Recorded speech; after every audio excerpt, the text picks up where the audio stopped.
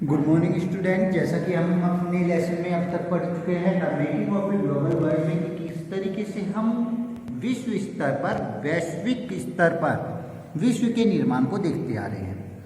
विश्व का यह निर्माण हम देखते आ रहे हैं व्यापार की दृष्टि से होने वाली चीज़ों के इकोनॉमिक और सोशलिक चेंजों की दृष्टि से कि होने वाले ये चेंज किस तरीके से होते हुए चल रहे हैं।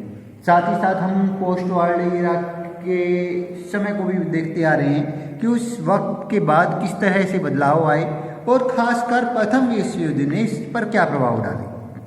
प्रथम विश्व युद्ध के जो ये इंटरवार इकोनॉमी रहा, इसमें वार टाइम ट्रांसफॉर्मेशन को हम पढ़ चुके थे और पोस्ट वार रिकवरी को भी पढ़ चुके थे कि किस तरीके से रिकवरी करने की उन्होंने कोशिश की। इसके बाद हम आ चुके थे अपने पॉइंट पर rise of mass production and consumption कि किस तरीके से मुख्य रूप से उस समय के दौरान मास प्रोडक्शन राइज होने लगा था और कंजप्शन बढ़ता जा रहा था। इस बात पर चर्चा कर रही थी, जिसके पहले और दूसरे पैरे को हमने पूरी तरीके से कंप्लीट कर लिया था और उसके बाद हम आते हैं नेक्स्ट पैरे पर। At first workers at the Ford factory was unable to cope with the stress of the working on assembly line in which they could not control the pace of work। ऐसी स्थिति में शुरुआती तौर पर हम ये कह सकते हैं कि मजदूरों ने असेंबली लाइन पर पैदा होने वाली थकान को झेलने के बाद काफ़ी मुश्किल महसूस की और उस मुश्किल को महसूस करते हुए वह उस रफ्तार को नियंत्रित नहीं कर सके जो लगातार से बढ़ती जा रही थी, क्योंकि चीज़ें टेक्नोलॉजी बदलती जा रही थी। बहुत सारे मजदूरों को ऐसी स्थिति में काम छोड़ना पड़ रहा था। So they quit in the large number. यही कारण है कि वे एक बड़ी संख्या में काम छोड़ते जा रहे थे और मुख्य रूप से Ford double the daily wages to $5 in January 1914। At the same time the banned trade union from operation in the plan. और यही कारण है कि फोर्ड ने हताश होकर 1914 जनवरी के आसपास वेतन को दोगुना कर दिया था, यानी कि प्रतिदिन का जो वेतन था वह $5 तक कर दिया था, सिर्फ इसलिए कि लोग काम छोड़कर ना जाएं। इसी के साथ साथ उन्होंने अपने कारखानों में ट्रेड यूनियन की गतिविधियों पर पाबंदी लगा दी थी कि ट्रेड यूनियन किसी भी प्रकार से यूनियन बनाने का काम नहीं करेगी, जिसके कारण चीज़ों में बदलाव आने लगी थी। साथ ही हम देखते हैं हेनरी फोर्ड को कि किस तरीके से वे रिकवर कर रहे थे। Recover the high wages by repeatedly spending up of the production line and focusing worker to work ever harder, so much so he would soon describe his decision to doubt the daily wages as the best cost cutting decision he had ever made। और इसी समय के दौरान तनख्वाह बढ़ाने के बाद Henry Ford ने मुनाफा कमाने के लिए, मुख्य रूप से उसकी भरपाई करने के लिए, क्योंकि उन्होंने वेजेस बढ़ा दिए थे, डबल कर दिए थे, तो वे अपने वेजेस को, अपने मुनाफे को किस तरीके से कमाएंगे, इसके लिए असेंबली लाइन की रफ्तार को और बढ़ाने की बात रख दी थी। साथ ही साथ उन्होंने मजदूरों पर और भी ज़्यादा बोझ डाल दिया था। एक तरीके से उन्होंने मजदूरों को और भी ज़्यादा काम करने पर विवश कर दिया था। उनके इस फैसले से फोर्ड बहुत संतुष्ट थे, क्योंकि सीधी सी बात है, सामने वाला अगर पैसे बढ़ा रहा है तो वह आपसे काम भी ज़्यादा लेगा। ऐसी स्थिति में कुछ समय बाद उन्होंने कहा कि लागत कम करने के लिए अपनी ज़िंदगी में उन्होंने इससे अच्छा फैसला कभी नहीं किया। क्योंकि कारण क्या है कि पर्टिकुलर तौर पर वे क्या कर रहे थे, वे वेजेस तो बढ़ा चुके थे, लेकिन वेजेस के साथ साथ उन लोगों की सबसे बड़ी मांग क्या थी, उन लोगों की रफ्तार बढ़ाना मांग थी, क्योंकि वह तेजी से ज़्यादा प्रोडक्शन चाहते थे। वो ज़्यादा से ज़्यादा प्रोडक्शन तभी संभव था जब ज़्यादा से ज़्यादा लोगों को सही तरीके से इंकरेज किया जाए, और यही चीज़ हेनरी फोर्ड कर रहे थे और उनको यह लगता था कि उनकी ज़िंदगी का यह सबसे अच्छा फैसला है। साथ ही फोर्डिश industry practice soon spread in the US. They were also widely copied in Europe in the 1920s. Mass production lowered cost and price of the engineered goods. Thanks to higher wages, more than workers could now afford to purchase durable customer goods such as car। और यह वह समय था कि Ford द्वारा अपनाई हुई नीतियों की वजह से, वो अपनाए हुए इस प्रोसेस की वजह से बहुत जल्दी अमेरिका ने इसे अपना लिया था और काफ़ी दशकों बाद, उसी 20 दशकों बाद ही यूरोप में भी उसकी नकल की जाने लगी थी और बहुत अच्छी पद्धति को मानते हुए इसे इंजीनियरिंग पर आधारित चीज़ों पर लगा दिया गया था कि किस तरीके से वेजेज को बढ़ाते हुए लोगों से ज़्यादा काम लिया जा सकता है। बेहतर वेतन के चलते अब बहुत सारे मजदूर खुद की कार खरीद पाते थे, जैसे टिकाऊ उपभोक्ता वस्तुएं खरीद सकते हैं, बिल्कुल उसी तरीके से। ऐसी स्थिति में हम देखते हैं पर्टिकुलर उस समय को, thank to the car production in the US rose for the 2 million in 1919 to more than 5 million in 1928 और यह वजह थी कि 1919 में अमेरिका में जहां 20 लाख कारों का उत्पादन हो रहा था, वह 1929 तक बढ़कर लगभग 50 लाख कार प्रति वर्ष के करीब पहुंच गया था। यह इस चीज़ को दर्शाता था कि किस हद तक लोग इस पर निर्भर रहने लगे थे। Similarly there was plus in the purchase of the refrigerators. खास तौर पर हमें यहीं पर ही इस वर्डिंग को यूज कर सकते हैं जो हमने अपने इकोनॉमिक्स के लेसन में पढ़ी थी कि खास तौर पर यूएस में जिसके पास कार नहीं है वह गरीब माना जाता है। क्यों? क्योंकि पर्टिकुलर वहाँ पर लोगों के वेजेज भी उसी तरीके से बढ़ा दिए गए थे और उसी तरीके से कार ज़्यादा मात्रा में बनने के कारण वह और भी सस्ती बनने लगी थी, जिसके कारण प्रत्येक व्यक्ति कार खरीदने लायक पैसा कमा पाता था। Car products there was the sport and the purchase of the refrigerator, washing machine, radios, gramophone players, all through system of hire purchase on credit repaid in the weekly or monthly installment। और यह वह समय था जब प्रति वर्ष में इस तरह से ही बहुत सारे लोग अलग अलग चीज़ें, फ्रिज, वॉशिंग मशीन, इसके अलावा रेडियो, ग्रामोफोन प्लेयर्स आदि खरीदने लगे थे और अब प्रत्येक चीज़ हायर परचेजिंग के रूप में या फिर वीकली परचेजिंग के रूप में, वीकली रिपेड के रूप में या मंथली इंस्टॉलमेंट के रूप में भरते थे, क्योंकि उन्हें पता था कि फिक्स इनकम उनकी अपनी इंडस्ट्री से आ रही है। The demands for the refrigerator, washing machine etcetera was also fuelled by bloom in the house construction and home ownership finished on once again by loan. और यही कारण है कि उस समय के दौरान घरों के निर्माण, खरीद फरोख्त और बाकी चीज़ें में इतनी तेज़ी से इजाफा हुआ, इतनी तेज़ी से ये सब बढ़ी कि बहुत अधिक मात्रा में चीज़ों को बनाया जाने लगा। प्रोडक्शन लगातार इंक्रीज होता जा रहा था और यह प्रोडक्शन किस तरीके से इंक्रीज होता जा रहा था उसके बारे में और भी अच्छी तरीके से हम अगले चीज़ों को पढ़ते हुए जानेंगे। The housing and customer boom of the 1920s create the basis of the prosperity in US. Large investment in housing and household goods seem to create a cycle of the higher employment and income, rising consumption demand and more investment and yet more employment and income। और यह वह समय था कि 1920 के आसपास के लोग अपने कंस्ट्रक्शन वर्क करना शुरू कर दिया था, अपना खुद के घर बनाने लगे थे और अमेरिका की जो संपन्नता थी, उसकी जो वेल्थ थी, वह लगातार बढ़ती जा रही थी। मकानों के निर्माण, घरेलू जरूरतों के सामानों के कारण, निवेश होने वाले पैसे की वजह से, रोजगार की बढ़ती हुई मांगों की वजह से चीज़ें इतनी अच्छी तरीके से बढ़ती जा रही थी, उपभोग इतना ज़्यादा बढ़ता जा रहा था या फिर कंजप्शन, लोगों द्वारा चीज़ों का यूज करना इतना बढ़ता जा रहा था कि लगातार ज़्यादा से ज़्यादा निवेश की ज़रूरत पड़ रही थी, जिसके कारण रोजगार और आमदनी में भी वृद्धि होती जा रही थी।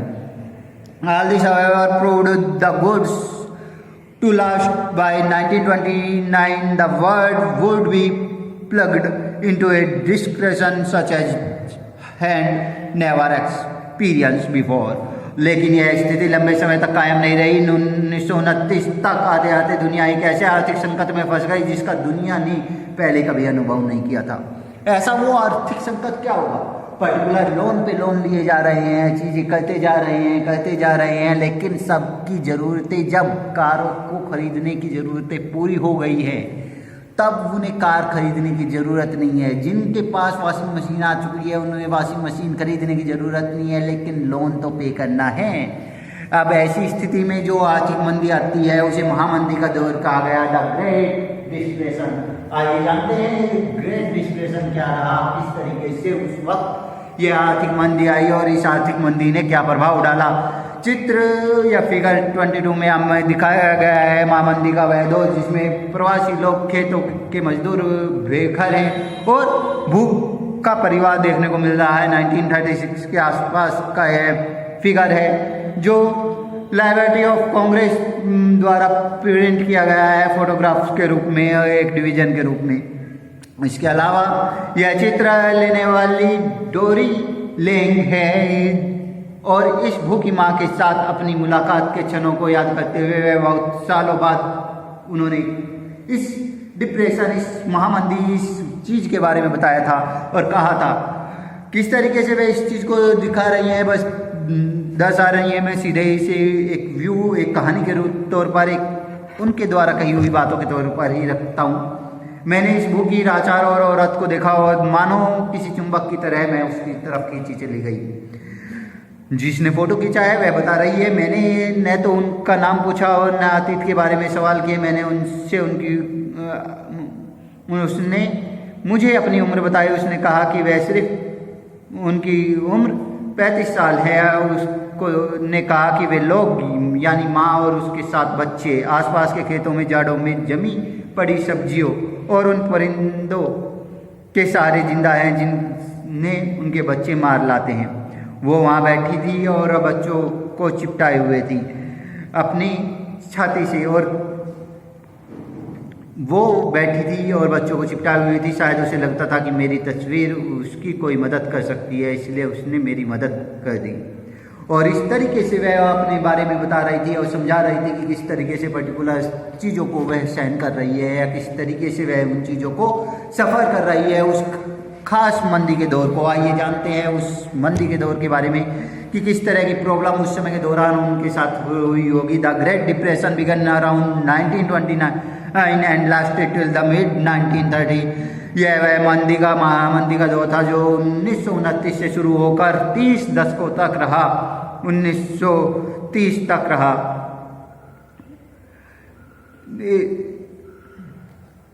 During this period, most part of the world depression, catastrophic decline in production, employment, income and trade। और यह वह समय रहा कि दुनिया के ज़्यादातर हिस्सों में प्रोडक्शन भी बंद हो चुका था और रोजगार भी, आय भी और व्यापारिक रूप से भयानक गिरावट आती जा रही थी चीज़ों में।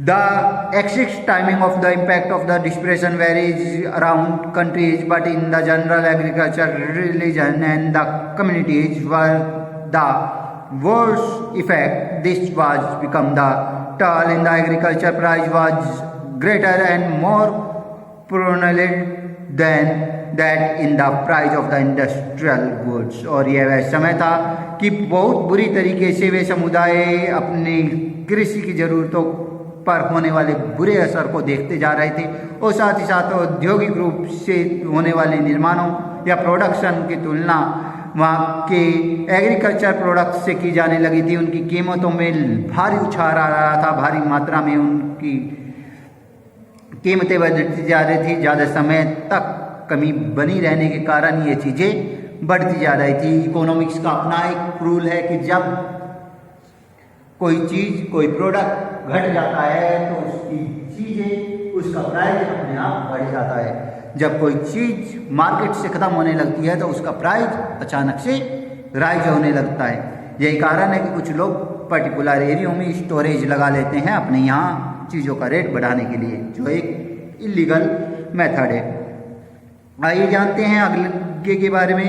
The depression was caused by the combination of the several factors we have already seen. The the post-war world economy was first agriculture, overproduction remained a problem। और यह वह समय था कि इस महामंदी के कारण हम यहाँ पहले भी देख चुके हैं कि युद्ध की जो स्थिति रही, अर्थव्यवस्था रही, वह कितनी कमज़ोर हो गई थी। पहला कारण यह था कि जो खेती का कार्य था, जो खेती के क्षेत्र थे, वह बहुत ज़्यादा प्रोडक्शन की समस्या वहाँ पर बनी हुई थी और खेती के उत्पादों में गिरती हुई कीमतों के कारण स्थिति सही तरीके से नहीं बन पा रही थी, वह लगातार खराब होती जा रही थी। यह चीज़ें देखने को उस समय के दौरान मिलती हैं। While the was As price stumbled and agriculture income declined, farmers tried to expand production and bring a larger volume of the produce to be market to maintain the overall income. This was the glut in the market, pushing down price even further. Farm produce rotated for a lack of buyers. और यह वह समय था जिस समय गिरती हुई आमदनी के कारण किसान उत्पादन बढ़ाने का प्रयास में लगे हुए थे ताकि कम कीमतों से ही सही वह ज़्यादा से ज़्यादा माल पैदा करने के कारण एक अच्छी इनकम जनरेट कर पाएँ और अपने स्तर को सुधार पाएँ, लेकिन यह फिर भी संभव नहीं हो पा रहा था। फलस्वरूप बाजार में कृषि उत्पादन की आमद और बढ़ गई थी, जाहिर है कि कीमतें और नीचे चली गई थी और खरीदारों के अभाव में कृषि उपज पड़ी पड़ी सड़ने लगी थी। यह स्थिति दिखाती है कि पर्टिकुलर उस समय के दौरान किस तरह की स्थिति हो गई होगी और किस तरह के परिवेश देखने को मिलते होंगे, यह भी दिखाता है। इसके अलावा हम इस समय के दौरान देखते हैं फिगर 23 के बारे में बताया गया है कि किस तरह से इस स्थिति को दिखा रहा है। इसके बारे में भी हम बात करेंगे, लेकिन नेक्स्ट पैरे को पढ़ने के बाद। Second is the mid 1920 many countries finance their investment through loan from the US, while the was often extremely easy to raise loan in the US when the going was good. US overseas leader picked at the first sight of the trouble in the first half of the 1928 US। और यह कारण है कि दूसरा कारण ये भी रहा कि 1928 के दशक के आसपास बहुत सारे देशों ने US से लोन ले लिया था और US अमेरिका के कर्जे को चलते हुए वह उसे पूरा करने में लगे हुए थे, जबकि हालात अच्छे थे।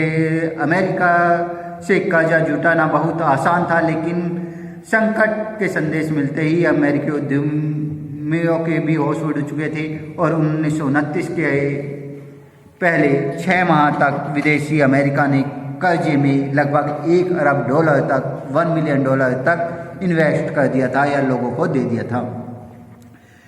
A year later it was 1/4 of the amount countries that depend crucially on the US loan now faced an acute crisis। और यह कारण है कि साल भर के भीतर यह कर्जा घटकर चौथाई रह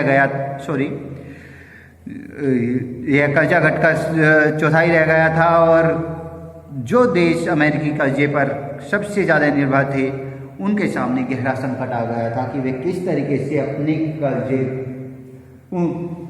से अपनी चीज़ों को सही तरीके से ले जा पाएंगे या कर पाएंगे, क्योंकि अब अमेरिका ने लोन देना बंद कर दिया था तो वे अपने घर की स्थिति को नहीं सुधार सकते थे। इसके अलावा हम फिगर 23 में देखते हैं पीपल बेरोजगारी के लाभ के लिए कतार में खड़े लोगों को अमेरिका में जो डोरिथी लेक द्वारा लिया गया पिक है, ये 1938 के आसपास लिया हुआ है। यह library of Congress prints and photographs divisions में लिया गया था। यहाँ पर हम देख रहे हैं जब एक बेरोजगारी जनगणना से पता चलता है कि देश में 1 करोड़ से भी ज़्यादा लोगों के पास कोई काम नहीं है, तो अमेरिका के बहुत सारे राज्यों में स्थानीय प्रशासन की ओर से बेरोजगारी को कम करने के लिए छोटे छोटे भत्ते दिए जा रहे हैं और इन भत्तों के लिए एक लंबी कतार लगाई जा रही है। आर्थिक मंदी के इस दौर में गरीबी और बेरोजगारी को देखते हुए ये लोग अपनी ज़रूरतों को पूरा करने के लिए इसी तरीके से निर्भर रहने पर मजबूर हैं। इस तरह की परिस्थिति देखने को मिलती है। इसके अलावा the US was also the industrial countries most several affected by the depression, with the fall in the price and the prospect of a depression. US Bank had also slashed domestic lending and called back loans। और उस समय के दौरान भले ही सब देश एक जैसे प्रभाव में न पड़े हों, लेकिन अमेरिका की पूंजी को लौट जाने के लिए पूरी दुनिया पर असर बनाने की कोशिश की जा रही थी। यूरोप के कई बड़े बैंक धराशायी हो चुके थे। इन देशों की मुद्रा की कीमत बुरी तरीके से गिर गई थी जिन देशों ने उनसे लोन लिया था। और मुख्य तौर पर हम देखते हैं इस समय को बिजनेस लगातार कोलैप्स हो रहे थे, मनी की जो कॉस्ट थी वह लगातार गिरती जा रही थी। Faced with falling income many of the house hold in the US could not repay that they had borrowed. और भाई बहुत सारे ऐसे एरिया थे, बहुत सारे ऐसे परिवार थे जो कर्जा चुकाने में नाकामयाब होने के कारण अपने घर तक बेचने पर मजबूर हो गए थे। और यह वह समय था कि अमेरिकी सरकार इस महामंदी के दौर से अर्थव्यवस्था को बचाने के लिए विभिन्न प्रकार से इंपोर्ट कर रही थी पदार्थों को, जो दोगुना बॉर्डर चार्ज देना पड़ रहा था जिसके लिए, और ऐसे फैसलों के लिए विश्व व्यापार की भी कमर टूटती जा रही थी। ऐसी स्थिति में हम देखते हैं कि तेजी से होने वाली इस वसूली ने बहुत सारे परिवारों को तबाह कर दिया था। बहुत सारे परिवार अपनी संपन्नता को खोते जा रहे थे और ठप पड़ते जा रहे थे। होने वाले इस the communist properties of the 1920s now depression in the puff of the dust and unemployment short people long distance looking for a निवाद दे कुड फाइंड। और यही वह कारण है कि 1920 के आसपास लोग दूर दराज भी काम करने के लिए दूर दूर जाते थे और काम करने की तलाश में, काम की तलाश में घूमते रहते थे। वे चाहते थे कि ये उन्हें एक बेहतर काम मिल जाए। हम देखते हैं 1933 के आसपास लगभग 4000 से ज़्यादा बैंक बंद हो चुके थे और 1929 के आसपास 1932 तक तकरीबन 1,10,000 कंपनियां पूरी तरीके से चौपट हो चुकी थी उस समय के दौरान। यह देखने को मिलता है। By 1935 a modernist economic recovery was underway in most industrial countries, but the great depression wider effect on the society, politics and internal relation and on people minds proved more ingenious. और यह देखने को मिलता है कि 1935 के आसपास बहुत ज़्यादा इंडस्ट्रियल देश आर्थिक संकट से उभरने की कोशिश के संकेत दे रहे थे, लेकिन सोशल रूप से या फिर इंटरनेशनल लेवल के संबंधों की बात करें और पॉलिटिकल रिलेशन की बात करें तो लोगों के दिलो दिमाग पर इसकी बहुत बड़ी छाप पड़ चुकी थी जो मिटने वाली नहीं थी। इसके बाद आइए जानते हैं भारत में महामंदी के दौर को, कि भारत में महामंदी का दौर किस तरीके से किस चीज़ को दर्शाता है। India and the great depression. आइए जानते हैं इंडिया में ग्रेट डिप्रेशन का वह समय किस चीज़ को दर्शाता है। यदि हम if we look at the impact of the depression on India, I realized how integrated the global economy has become by the early 20th century. The tremendous of a crisis in the one part of the world were quickly related to the other part, affected economy and society worldwide. और यह वह समय था जिसके अंतर्गत हम बहुत आसानी से जान पाते हैं कि यदि हम इस बात पर ध्यान दें तो जान पाएंगे कि भारत पर इसका असर क्या पड़ा। इस बात को अच्छी तरीके से समझ पाएंगे कि 20th सेंचुरी के आसपास की शुरुआत में जो ये ग्लोबल इकोनॉमिक थी यह एकीकृत हो चुकी थी, एक साथ जुड़ती हुई चल रही थी, जहाँ पर हम देखते हैं कि दुनिया के एक हिस्से में पैदा होने वाला संकट धीरे धीरे सभी जगहों पर पहुँचता जा रहा था, सभी अर्थव्यवस्थाओं को गिराता जा रहा था, जिसके कारण सभी जगह एक ही तरह का प्रभाव देखने को मिल रहा था कि लगातार चीज़ें डिप्लेक्ट होती जा रही थी, गिरती जा रही थी।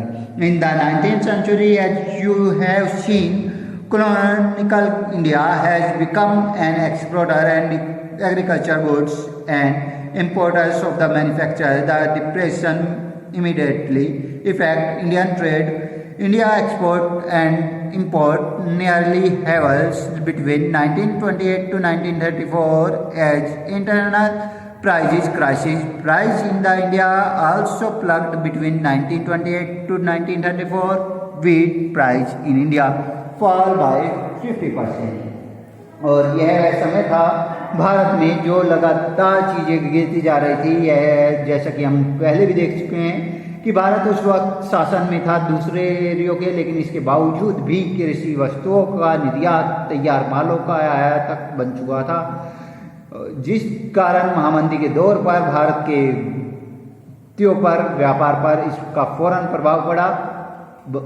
1928 से 1934 के बीच देश के आयात निर्यात घटकर एक्सपोर्ट इंपोर्ट घटकर लगभग 50% रह गए थे और अंतर्राष्ट्रीय बाजार में कीमतों के गिरने के कारण कीमतों की यह आंच भारत तक भी पहुंची थी कि 1928 से 1934 के बीच गेहूं के दाम भी लगभग 50% तक डाउनफॉल में पहुंच चुके थे। Peasants and farmers suffered more than the urban dwellers through agriculture price fall severely and colonial government refused to the reduced revenue demands. Peasants producing for the world market were the watershed. और यह वह समय था कि शहरी निवासियों की तुलना में जो किसान थे वे या काश्तकार थे उन लोगों को ज़्यादा नुकसान हो रहा था, क्योंकि कृषि प्रोडक्शन की कीमतें लगातार तेजी से गिरती जा रही थी। सरकार उन पर लगान वसूली में कोई भी छूट देने से साफ इनकार कर रही थी। ऐसी स्थिति में उनकी स्थिति बहुत बुरी होती जा रही थी। सबसे बुरी मार उन काश्तकारों पर पड़ी जो विश्व बाजार के लिए उपज तैयार करते थे, लेकिन पर्याप्त मात्रा में उनकी उपज अब नहीं बिक पा रही थी। उन्हें प्रत्येक प्रकार के लोन लेने पड़ रहे थे। उन लोनों को चुकाने का उनके पास अब कोई भी जरिया नहीं रहा था।